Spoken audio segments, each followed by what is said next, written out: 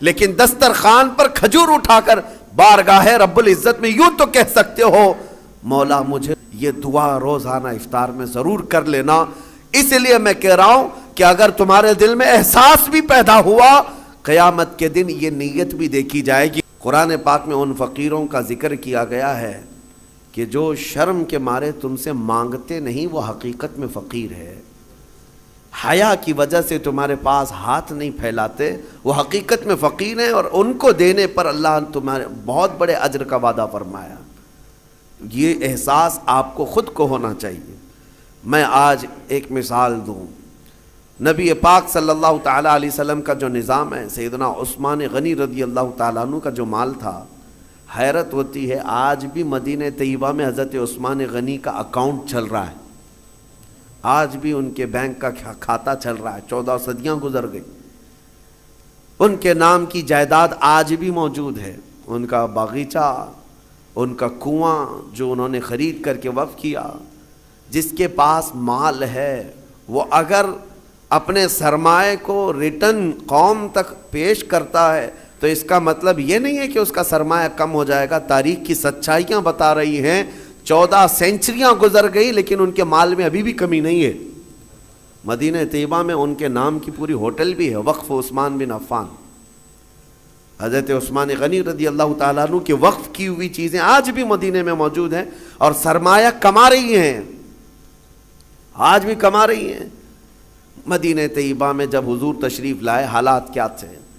ایک ہی کنواں تھا میٹھے پانی کا، اور وہ بھی یہودی کے قبضے میں تھا. وہ پانی بیچتا تھا تو پانی بیچا جاتا تھا. ظاہر سی بات ہے یہ استحصال آج بھی کچھ لوگ کرتے ہیں. جب ضرورت کی چیزیں نہیں ملتی مارکیٹ میں تو کچھ مالداروں کے پاس یہ چیزیں ہوتی ہیں اور وہ لوگوں کو جو 10 روپے کی وہ 100 روپے میں بیچتے رہتے ہیں. یہ احتکار اسلام میں ناجائز و حرام ہے. لوگوں کی مجبوری کا فائدہ اٹھانا. جب تمہارے لیے ضرورت تھی یہ 5 روپے کا ماسک جو ہے 50 روپے میں بھی بیچا جا رہا تھا کیونکہ اب لوگوں کو ضرورت تھی.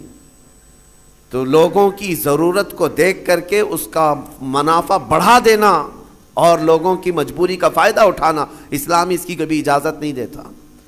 جب مدینہ طیبہ میں آئے ایک یہودی سب کو پانی بیچ رہا ہے، پینے کا پانی. صحابہ جو غریب تھے حضور کی بارگاہ میں آئے، عرض کیا کہ یا رسول اللہ صلی اللہ علیہ وسلم اتنی غریبی ہے کہ ہم پانی خرید کر نہیں پی سکتے. حضور اکرم صلی اللہ تعالیٰ علیہ وسلم نے اعلان فرمایا کوئی ہے ہم میں سے جو اس کنویں کو خرید کر کے اللہ کی رضا کے لیے وقف کرے اور مسلمانوں کو پانی پہنچائے، اس کے لیے اللہ تعالیٰ جنت کی پوری نہر عطا فرمائے. حضرت عثمان غنی کھڑے ہوئے، مال والے تھے، پیسے تھے. کہا کہ یا رسول اللہ صلی اللہ علیہ وسلم مجھے اجازت دیں میں یہ سودا کرتا ہوں. گئے لیکن ماننا بھی تو چاہیے. جو مالک ہے کنویں کا اس کے پاس آئے، یہودی تھا. اس سے کہا تو یہ کنواں مجھے بیچ دے، اور ریٹ لگانا شروع کیا. کتنا جو تھا ہی نہیں اس وقت کا ریٹ. آپ نے 1000 درہم سے شروع کیا. 1000 2000 3000 4000 درہم چاندی کے سکے کو کہتے تھے. 10,000 درہم پر بھی لگائے، وہ دینے کو تیار نہیں ہوا. کہا نہیں میں بیچوں گا نہیں کنواں. پھر حضرت عثمان غنی نے ایک راستہ ہی نکالا. کہا اچھا ٹھیک ہے تو نہیں بیچے گا، پارٹنرشپ میں تو کر لیتے ہیں، آدھا آدھا کر لیں گے. تو آدھا مالک میں آدھا مالک، ایک دن تو بیچ ایک دن میں بیچوں گا. وہ اس بات پر راضی ہوا کہ کنواں تو میرے پاس ہی رہے گا، پارٹنرشپ میں لے لوں گا. 12,000 درہم چاندی کے سکے دے کر حضرت عثمان غنی نے کنویں کی آدھی ملکیت اپنے حاصل کر لی، آدھی ملکیت لے لی. اب اس کے بعد طے یہ پایا تھا کہ ایک دن یہودی کے قبضے میں رہے گا، ایک دن حضرت عثمان غنی کے قبضے میں رہے گا. اس کے قبضے میں جب ہے وہ پانی بیچے، جب ان کے قبضے میں ہو تو یہ پانی بیچے. حضرت عثمان نے آدھا پارٹنرشپ میں لیا اور مدینے میں آ کر اعلان کر دیا جسے پانی چاہیے وہ میری باری کے دن مفت میں لے جائے. جس کو اپنے پانی کی ضرورت ہے. مدینے کے غربا مساکین اور سب اہل مدینہ حضرت عثمان کی باری کا انتظار کرتے. جس دن ان کی باری ہوتی سب پانی لے لیتے، اور جب یہودی کی باری ہوتی وہ مکھیاں مارتا بیٹھتا. کون خریدتا؟ جب پانی مفت میں تقسیم ہو رہا ہو تو پیسے دے کر اس سے کون لیتا؟ تو اس نے جو سودا کیا تھا پھر وہ کہنے لگا کہ میں تو گھاٹے کا سودا کر لیا۔ عثمان چالاکی کر گیا، یہودی کہتا رہا، اور اس کے بعد کئی دن تک اس کے کنویں پر کوئی خریدار نہیں آتا۔ تو اب حضرت عثمان کے پاس وہ آیا اور کہا باقی آدھا بھی خرید لو، آدھے کی جو پارٹنرشپ چلا رہے ہو باقی آدھا بھی تم خرید لو۔ حضرت عثمان غنی اس وقت کہتے ہیں اب مجھے خریدنا نہیں ہے، پارٹنرشپ پہ ہی چلیں گے، آدھے آدھے پر ہی چلیں گے۔ پھر حالات یہاں آئے کہ بہت اونے پونے اس یہودی کو چند سکوں پر، چند درہموں پر اپنا پورا کنواں دے کر جانا پڑا۔ حضرت عثمان غنی نے بہت مختصر سی دولت سے باقی کا کنواں خرید لیا، اور اس کے بعد بارگاہ رسالت مآب صلی اللہ علیہ وسلم میں حاضر ہوئے۔ عرض کرتے ہیں یا رسول اللہ صلی اللہ علیہ وسلم، اس کنویں کی ملکیت مجھے پوری کی پوری حاصل ہو گئی، میں آپ کو گواہ بنا کر عرض کرتا ہوں میں اس کنویں کی ملکیت سے دستبردار ہوتا ہوں، آج سے یہ کنواں صرف اور صرف اللہ کے نام پر وقف ہو گیا۔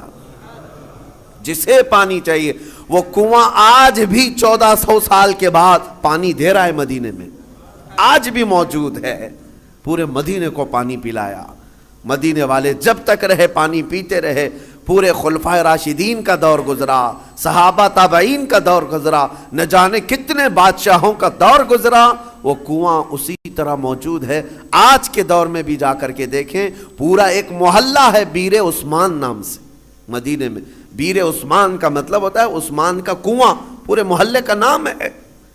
یہ میں آپ کو یہ کہنا چاہتا ہوں، اللہ نے اگر آپ کے پاس کوئی چیز دولت عطا کی، نعمت عطا کی، اس کو اگر مخلوق خدا پر ریٹرن کرتے ہو ختم نہیں ہوتا، مولا ہمیشہ کے لیے قائم فرما دیتا ہے۔ اور قرآن میں وَأَمَّا مَا يَنْفَعُ النَّاسَ فَيَمْكُثُ فِي الْأَرْضِ، جو لوگوں کو نفع دیتا ہے وہ زمین میں ہمیشہ برقرار رہتا ہے، لوگوں کو نفع دیتا ہے وہ زمین میں برقرار رہ جاتا ہے۔ آج کے اس ظالمانہ نظام کے خلاف میں بات کروں گا۔ اقوام متحدہ UN کی رپورٹ کے اعتبار سے، ابھی پچھلے سال کی بات کر رہا ہوں، 2022 میں تقریباً 53 کنٹریز ایسی ہیں جس میں 11.5 کروڑ لوگ صرف بھوک کی وجہ سے مرے ہیں۔ 11.5 کروڑ لوگ بھوک مری، یہ دنیا کا اتنا بڑا وہ ہے۔ میں پوچھنا چاہتا ہوں، یہ رپورٹ نکالنے والے وہ بڑا ادارہ ہے، وہ بڑا ادارہ ہے اقوام متحدہ UN، جن کے پاس بڑے بڑے کنٹریوں کے بادشاہ آ کر بیٹھتے ہیں میٹنگوں کے لیے، تو رپورٹ نکالنے والوں کو کیا یہ شرم نہیں آتی کہ افریقہ کے غریب بچوں کی تصویریں چھاپ دیتے ہو؟ عربوں کی سونے کی کرسی کو کبھی کیوں نہیں ہلا کر کے پوچھتے کہ تمہارا ایک لقمہ ان کی زندگی بناتا ہے؟ کیوں نہیں پوچھا جاتا؟ دنیا میں یہ نظام نہیں ہے۔ دنیا آج مالداری کے حصول میں اور کمپٹیشن میں اتنی آگے بڑھ رہی ہے، ہر کوئی مال میں کمپٹیشن کرنا چاہ رہا ہے۔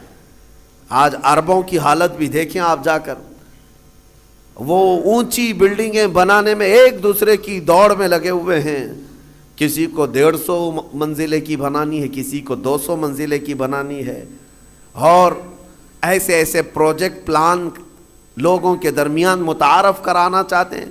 سعودی بھی دوڑنے لگ گیا، قطر بھی دوڑ رہا ہے، UAE بھی دوڑ رہا ہے، مال کی ریل پیل اتنی ہے، لیکن ان کے قریب میں یمن کے 50 لاکھ لوگ بے گھر ہیں، سیریا کے، شام کے، عراق کے، فلسطین کے بچے کھانا تو دور، بیماری میں دوا کی ایک گولی انہیں میسر نہیں ہے، وہ چھوٹی چھوٹی بیماریوں میں دم توڑ جاتے ہیں، مر جاتے ہیں۔ ہے تو امت مصطفیٰ، ان مالداروں سے سوال ضرور ہوگا، ضرور ہوگا۔ ان کے بغل میں بلکہ ان کے سائے میں وہ تمام قومیں ہیں جو چیخ رہی ہیں، لیکن کسی کی چیخ ان کے کانوں تک نہیں آتی۔ آپ جا کر کے دیکھیں، کھانا ان کے کھانے کا طریقہ یہ ہے کہ 2-4 ہاتھ بڑے برتن پر رکھ کر کے عرب اس کو فیشن سمجھتے ہیں، باقی پورا کھانا گٹر میں پھینک دیا جائے، پورا کا پورا بکرا بنایا جائے، 2-3 چمچ اس میں سے گوشت نکال کر کے باقی پھینک دیا جائے۔ یہ ہم نے اپنی آنکھوں سے دیکھا ہے، 1-2 نہیں، کئی کنٹل کی تعداد میں کھانا اس طرح پھینک کر کے بہا دیا جاتا ہے، اور ایک طرف ایک بریڈ کے لیے، ایک روٹی کے لیے سیریا میں بچے دھوپ میں دن بھر قطار لگا کر کھڑے ہوتے ہیں. کوئی ریلیف بانٹنے والی تنظیم آتی ہے اور جو لوگوں سے چندہ کر کے وہاں جا کر کے لوگوں کو خیرات کرنے والی کوئی تنظیم آتی ہے. ایک گاڑی آتی ہے تو بچے ایسے جھپٹ پڑتے ہیں جیسے چیل جھپٹتی. ہمارے ساتھ ہوا ہے. ہم بس لے کر کے عراق میں جائیں تو بس کا دروازہ کھولنا مشکل ہوتا ہے، بچے اس طرح سے پورے دروازے کو لٹک جاتے ہیں. اکثر تو ہمیں یہ ڈر لگتا تھا کہ کوئی بچہ ٹائر کے نیچے نہ آ جائے. ڈرائیور سے ہم بار بار کہتے بھی تھے کہ اتنے بچے ہیں، ایک بار بس کسی محلے میں چلی جائے تو 100-150 بچے 5 سال سے 7 سال کی عمر کے، دیکھو تو ان کے چہرے گلابی رنگت خوبصورت ہیں، لیکن الجھے بال، پھٹے کپڑے اور ہمارے کپڑوں سے لپٹ جائیں اور بانٹنے والا تھک جاتا ہے. مجھے یاد ہے 11ویں شریف کے موقع پر بکرے ذبح کر کے ہم نے اپنا نہیں پکایا، ان غربا اور مساکین کے جو ریفیوجی کیمپ تھے اس میں لے کر کے گئے. ایک ایک گوشت کا ٹکڑا 1/4 کلو کا ہوتا تھا. 1/4 کلو کا گوشت کا ٹکڑا ایک ایک کو تقسیم کیا جا رہا ہے. بچے اس طرح سے جھپٹ کر کے لیتے اور میں نے دیکھا ہماری آنکھیں بھیگ گئی تھی. وہ جب گوشت کا ٹکڑا لے کر اپنی جھوپڑی میں جا رہے تھے تو چوم چوم کر کے آنکھوں کو لگا رہے ہیں اور پکار پکار کر کے اپنی اماں سے کہہ رہے ہیں کہ گوشت آ گیا گھر میں، گوشت آ گیا گھر میں. یہ کیفیت ان ممالک کی میں بتا رہا ہوں جہاں امت مصطفیٰ آباد ہے. میرے عزیزو، یہ درد اس لیے کہہ رہا ہوں، ایک طرف سرمایہ دارانہ نظام ہے، اربوں کی پیسوں کی ریل پیل، دیکھو ان کو سونے کی کرسیاں بنانا ہے، سونے کے کموڈ بنانا ہے، ان کو لگژری گاڑیوں کا کلیکشن جمع کرنا ہے، اور کوئی امریکہ اور سپر پاور کنٹری کا کوئی بادشاہ آئے، کوئی بڑا لیڈر آئے تو اس کو سونے کی زنجیروں سے اور اس کو گفٹ سے بھر دینا ہے. لیکن ایک غریب کو 2 لقمے کھلانے کی ان کے اندر توفیق نہیں. یہ سارا مسئلہ صرف توفیق الہی سے ہے. اسی لیے رمضان المبارکہ میں ان لوگوں کا احساس کرو. اگر احساس نہیں ہے تو پھر جینے کا کوئی مقصد بھی نہیں ہے. احساس ہی سب سے بڑے ایمان کی طرف لے جاتا ہے. آپ کو یہ احساس ہونا چاہیے. میرے آقا صلی اللہ تعالیٰ علیہ وسلم نے حدیث میں فرمایا من لم یہتم بامرنا فلیس منا. جو اس حال میں صبح کیا کہ میری امت کے بارے میں کچھ نہیں سوچا، وہ میری امت میں سے نہیں ہے، میری امت میں سے نہیں ہے. آج آپ تمام حضرات سے بھی میں یہی کہوں گا، تمہارا اپنا روزہ، آپ کو پتہ ہے روزہ آپ بھوکے پیاسے رہتے ہیں، لیکن اس کے باوجود جب اجتماعی طور پر کہیں افطار ہو رہی ہو، مسجدوں میں جاؤ یا کہیں ایسی جگہوں پر جا کر افطار کرو جہاں دوسرے لوگ بھی ہوں. تمہارے افطار تو کرنا ہی ہے، لیکن اپنے ہاتھ سے اٹھا کر اپنے ایک بھائی کو کھجور بھی دے دیا، اس کے روزے کے برابر بھی آپ کو ثواب ہے.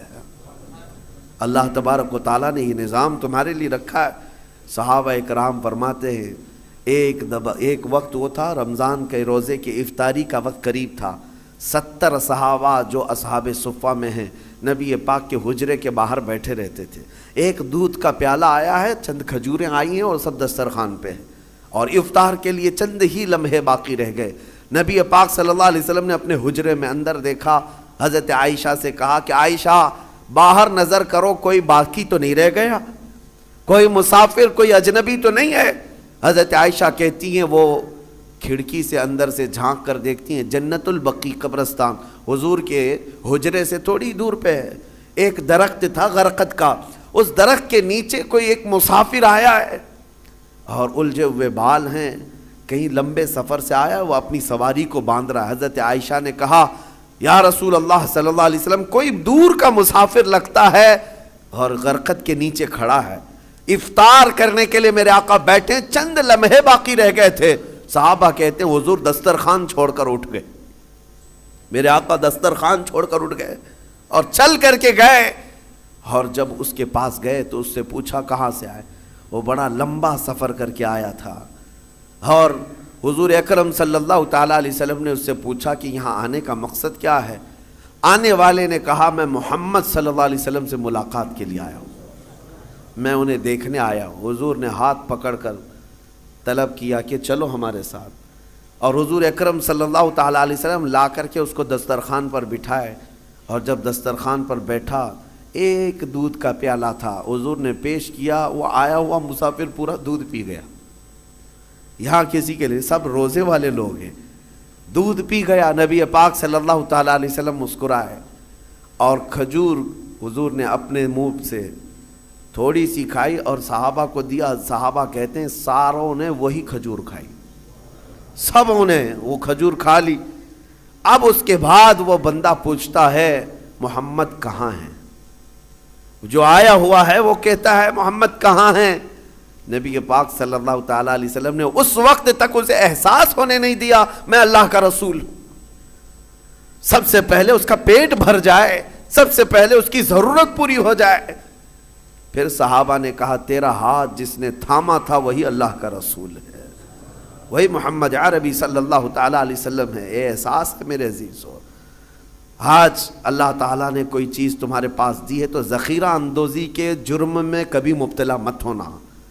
ذخیرہ اندوزی کا مطلب یہ کہ خزانے جمع کرتے رہو کرتے رہو. قرآن کہتا ہے والذین یکنزون الذهب والفضة ولا ينفقونها في سبیل اللہ فبشرهم بعذاب علیم. اللہ فرماتا جو خزانہ جمع کر رہے ہیں، سونا چاندی ذخیرہ کرو ذخیرہ کرو، تمہیں جتنا جمع کرنا ہے جمع کرو، لیکن اس کا حق ادا نہیں کیا، اس کی زکوٰۃ نہ نکالی.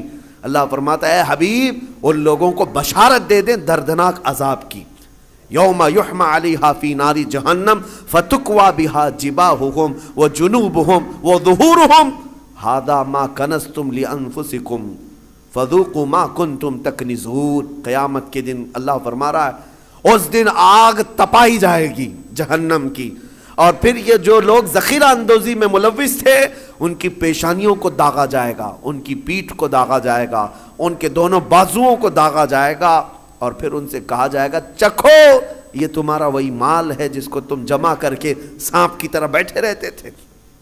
اگر اللہ نے دیا خوب جمع کرو، خوب حاصل کرو، لیکن اس کا حق بھی ادا کرو، اس کا حق ادا کرو.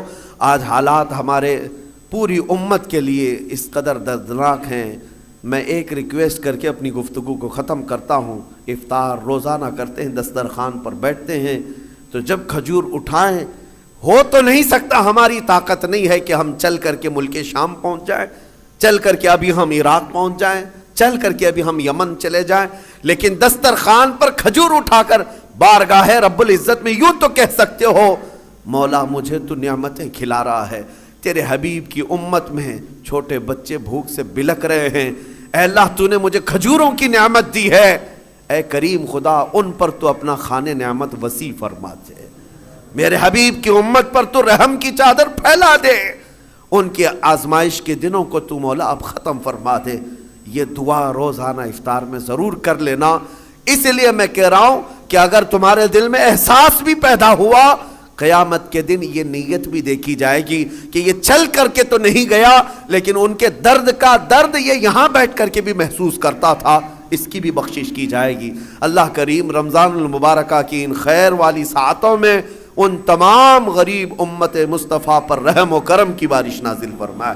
مولا ان سب کو امن کی سانسیں عطا فرمائے. رب ذوالجلال اس پاک مہینے میں ان غربا اور یتیموں کو جن کے ماں باپ کا سایہ ان کے سروں سے اٹھ چکا ہے، جن کا کوئی حامی و مددگار نہیں، مولا تو ان کا حامی و مددگار بن جا. اے کریم. رحمان بن عوف کہتے ہیں میرے جو انصار بھائی تھے مدینے کے، وہ مجھے لے کر اپنے گھر آئے، کہا بھائی عبد الرحمن آؤ میں تمہیں مدینے کے بازار دکھاؤں، میں مدینے کے حالات تمہیں بتاؤں اور میری جائیداد تمہیں بتاؤں. لے کر کے آئے. نبی پاک صلی اللہ علیہ وسلم نے صرف منہ بولا بھائی ہے نا، ماں کا بیٹا تو نہیں تھا. حضور نے فرمایا کہ آج سے تمہارا بھائی ہے. تو مدینے کے وہ انصار صحابی حضرت عبد الرحمن بن عوف سے کہتے ہیں دیکھو مدینے میں میرے اتنے باغیچے ہیں، ان میں سے آدھے تمہارے آدھے میرے، میری دکانیں ہیں، ان میں سے ایک دکان تمہاری ایک دکان میری، میرے گھر یہ ہیں، آدھا گھر کا حصہ میرا آدھا تمہارا. حتیٰ کہ وہ یہاں تک آدھا آدھا کرتے گئے. مدینے کے وہ صحابی کہتے ہیں کہ آپ اجنبی ہیں، نئے آئے ہیں مدینے میں، لہٰذا تمہیں سیٹل ہونے میں ٹائم لگے. میری 2 بیویاں ہیں، میں نے نکاح کیا ہے، ایک بیوی کو میں طلاق دے دوں گا، عدت کے بعد تم اس سے نکاح کر لو. یعنی ہر چیز میں انہوں نے تقسیم کر دیا. حضرت عبد الرحمن بن عوف کہتے ہیں آپ مجھے اتنا سب کچھ نہ دیں، مجھے ایک کام کریں، بازار لے چلیں مدینے اور مجھے بازار کے معاملات دکھا دیں، اور اس کے بعد پھر تھوڑے سے مال کیپٹل کی ضرورت ہے، اس کے بعد پھر میں خود کھڑا ہو جاؤں گا۔ وہ صحابی حضرت عبد الرحمن بن عوف رضی اللہ تعالیٰ عنہ کا ہاتھ پکڑ کر مدینے کے بازاروں کا معائنہ کروایا، اور اس کے بعد بازار میں انہوں نے تجارت شروع کی۔ جانتے ہیں حضرت عبد الرحمن بن عوف یہ وہ صحابی ہیں جن کے پاس اللہ نے اتنی برکت دی کہ ان کے انتقال کے بعد ان کی بیویوں کو جو 8واں حصہ تقسیم کیا گیا تھا، 8واں حصہ، 4 بیویوں کے درمیان 8ویں حصے میں بھی ایک ایک حصہ جب بیوی کو دیا گیا تھا تو ایک ایک گھر بھر کر کے چاندی جمع کر دی گئی تھی وراثت میں۔ اس قدر اللہ تعالیٰ نے برکت عطا کی تھی۔ لیکن یہ کیسے ممکن ہوا کہ ایک مالدار صحابی نے ان کا ہاتھ پکڑ کر بازار میں کھڑا کیا اور انہیں کام پر لگایا اور تجارت سکھائی؟ یہ طریقہ کار تھا۔ آج جو سرمایہ دار لوگ ہیں ان کی خواہش صرف یہ ہوتی ہے کہ کتنا کمائیں ہم غریبوں سے، لوگوں سے کتنا مال ہمارے پاس آئے، پروفٹ چاہیے، جہاں سے آئے جمع کرتے جاؤ۔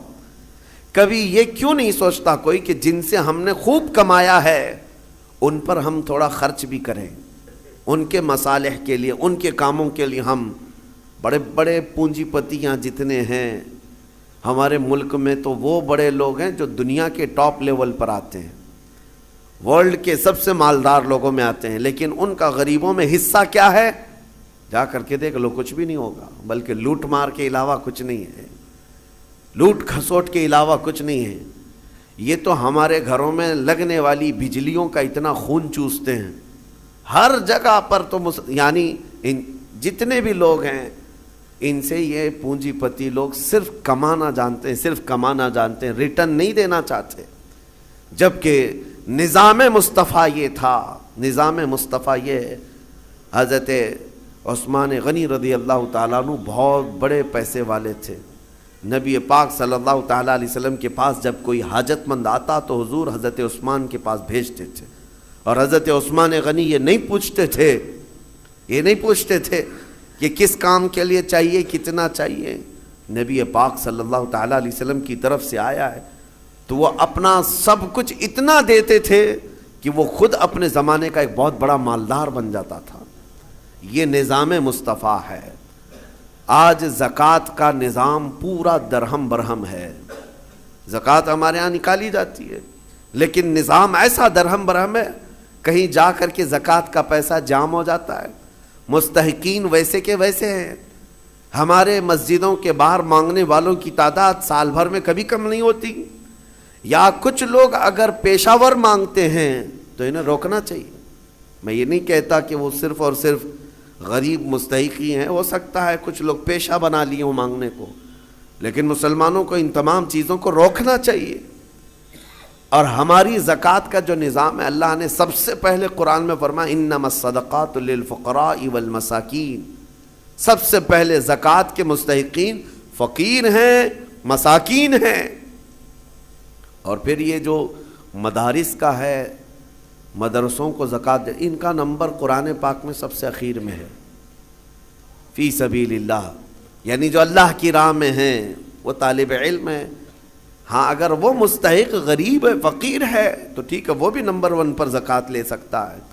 لیکن آج ہمارے لوگوں میں ایک ذہن میں یہ بات بیٹھی ہے کہ زکوٰۃ صرف اور صرف ایک جگہ جو مدرسوں کو دی جاتی یہی ہے، وہ ایک حصہ ہے، آپ ضرور دیں، جو مستحق ادارے ہیں وہ دین کا نظام چلا رہے ہیں ضرور دیں، لیکن آپ آس پاس کبھی نظر نہیں کرتے